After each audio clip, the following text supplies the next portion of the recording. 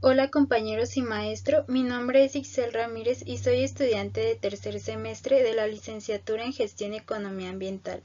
El día de hoy les presentaré el capítulo 10 titulado La deuda ecológica del libro El ecologismo de los pobres, conflictos ambientales y lenguajes de valoración. Este capítulo está dividido en 11 subtemas, los cuales iré desglosando a lo largo de la presentación.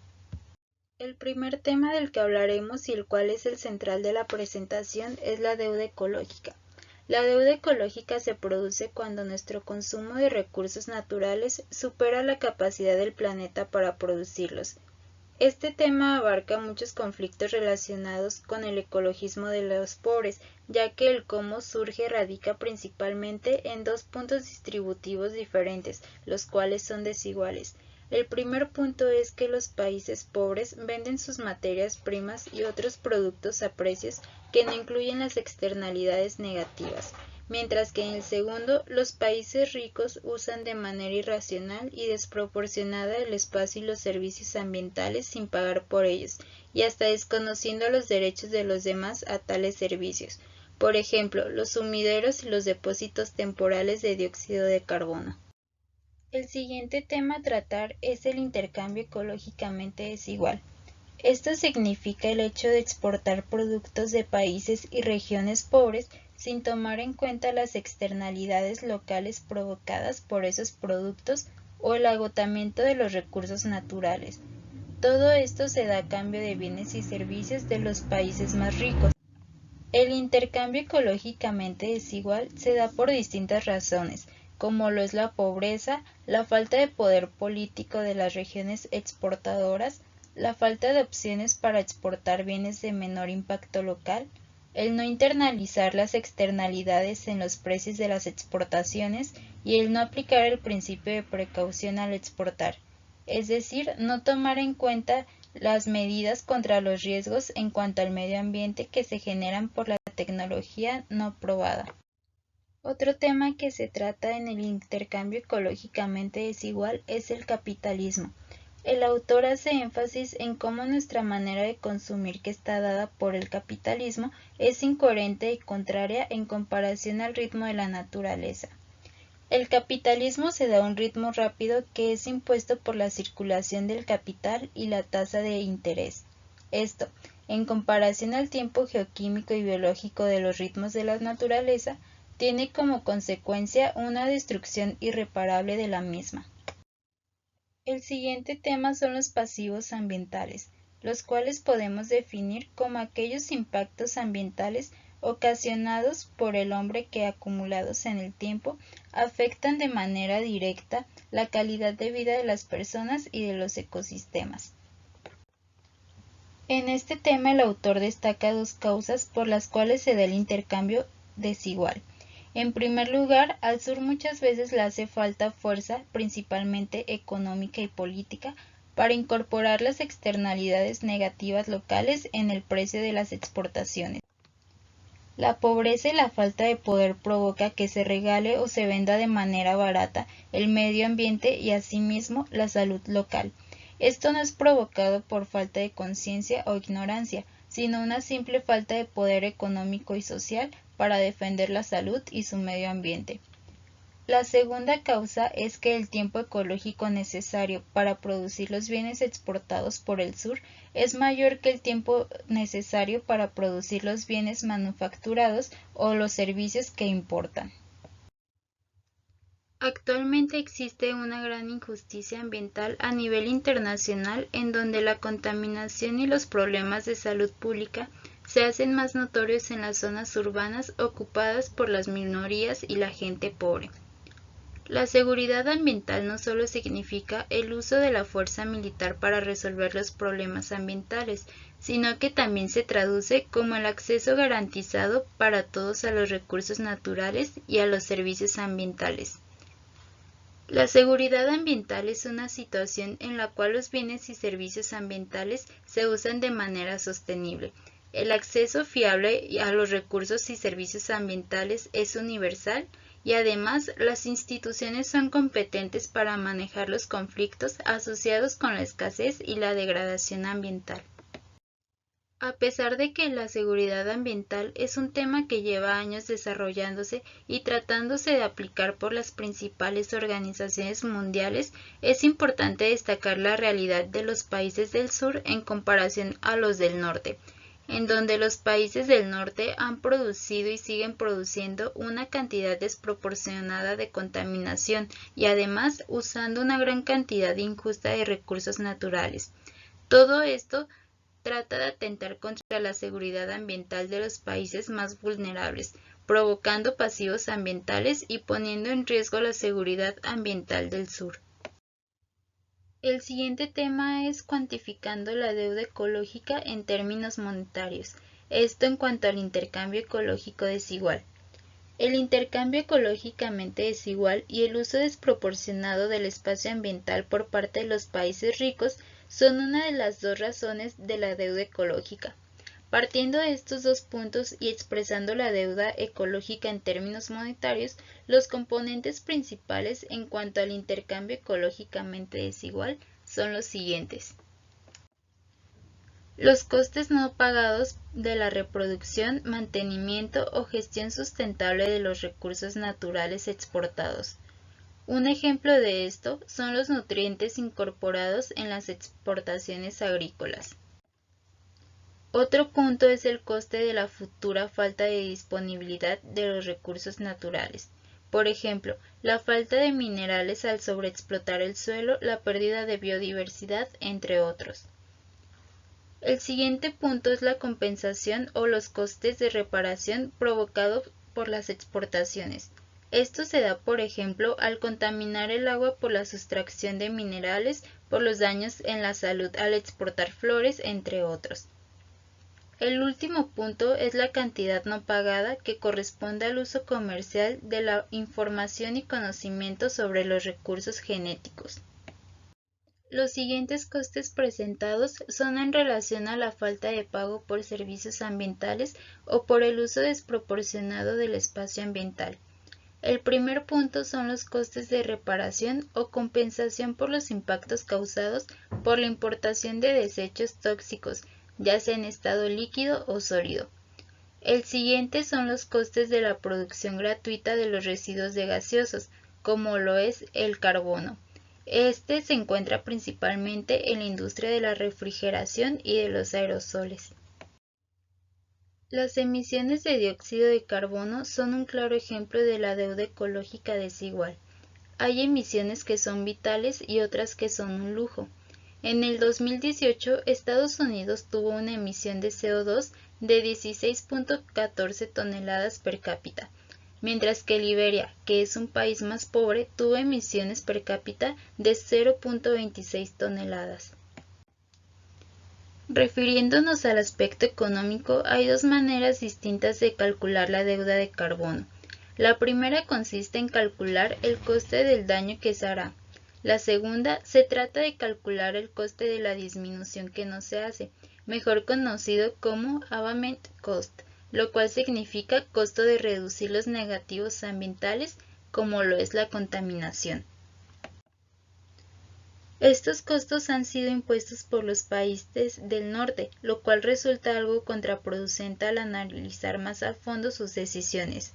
Un ejemplo de esto fue la decisión europea discutida en Kioto en 1997, la cual consistió en permitir que la concentración de dióxido de carbono suba hasta 550 partes por millón. Esto significaría que la temperatura aumente hasta 2 grados Celsius, lo cual se traduce en externalidades negativas de gran impacto. El siguiente tema es la condicionalidad selectiva, una ceguera de impacto. La condicionalidad, ya sea financiera, ambiental o de derechos humanos, es siempre impuesta por los países más ricos y poderosos.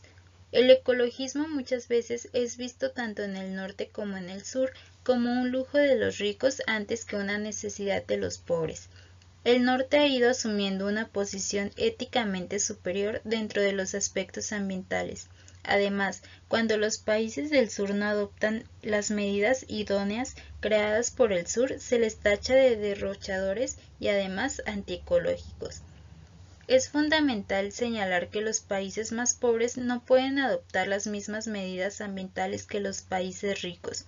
A diferencia de los países ricos, en los países pobres, mientras más sea su crecimiento del Producto Interno Bruto, más contaminan. La amenaza más grande contra el medio ambiente es el consumo excesivo del norte, por lo que antes de imponer condicionalidades sobre el sur, el norte debe pagar su deuda ecológica y ajustar su economía a su propio espacio ambiental. Es por esto que el autor propone un ajuste ecológico.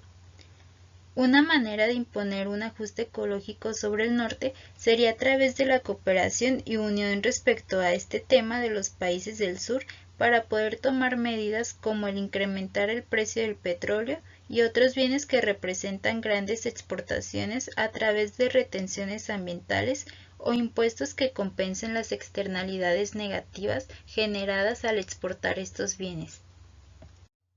En este tema se habla de los ecoimpuestos y los conflictos norte a sur. Los ecoimpuestos son instrumentos económicos destinados a mitigar el cambio climático y promover un uso sostenible de los recursos. En esta parte del texto se analiza los ecoimpuestos del petróleo, gas y carbón principalmente. Los países exportadores de estos productos presentan muchas dificultades a la hora de querer integrar los ecoimpuestos, ya que la introducción de estos se traduce en una pérdida de competitividad. Estos impuestos son vistos negativamente debido a que su impacto es distributivo. Por ejemplo, cuando el precio del petróleo sube por un ecoimpuesto, la demanda interna baja. Debido a esto, los exportadores se ven obligados a exportar la misma cantidad a un menor precio o exportar menos para mantener el precio, por lo que al realizar esto, sus ingresos caen. Es cierto que se pueden tomar diversas medidas para compensar las externalidades de los países exportadores, pero sin embargo, para los países del sur es más fácil y cómodo no enfrentarse con el norte, desconocer la crisis ambiental y asimismo facilitar la intervención del norte. Una manera de mitigar la deuda ecológica desigual es el comercio justo, el cual se define como un sistema comercial solidario y alternativo al convencional que persigue el desarrollo de los pueblos y la lucha contra la pobreza. La socialdemocracia keynesiana de las décadas de los 40 y los 50 había propuesto acuerdos internacionales sobre precios de productos primarios. Las redes de comercio justo son como una versión moderna de esta misma idea, pero con objetivos sociales y ambientales para ciertos productos. El movimiento del comercio justo muestra que en la práctica para permitir la exportación de productos elaborados con procesos que sean ecológicos y socialmente sustentables, los importadores tendrían que estar dispuestos a pagar un precio más alto. Los recientes intentos de organizar redes de comercio justo a través de la cooperación del norte con el sur implican una creencia muy realista de que el consumo impulsa la economía y expresan la disposición de implementar costes ambientales y sociales en el precio. Los dos últimos temas que se presentan en el capítulo 10 son dos sucesos ocurridos que denotan cómo el ser ecologista no es algo fácil de aplicar para las minorías, ya que éstas siempre se encuentran condicionadas por países del norte y su gran poder económico y político. El primer suceso relatado es el de Río Grande del Sur. Esta región ubicada en Brasil dio mucho de qué hablar en 1999 debido a que fue el primer estado importante en declararse libre de cultivos transgénicos. El Estado hizo una gran lucha en donde se opuso a la introducción de semillas transgénicas como la soja y el maíz, las cuales estaban lideradas por Monsanto.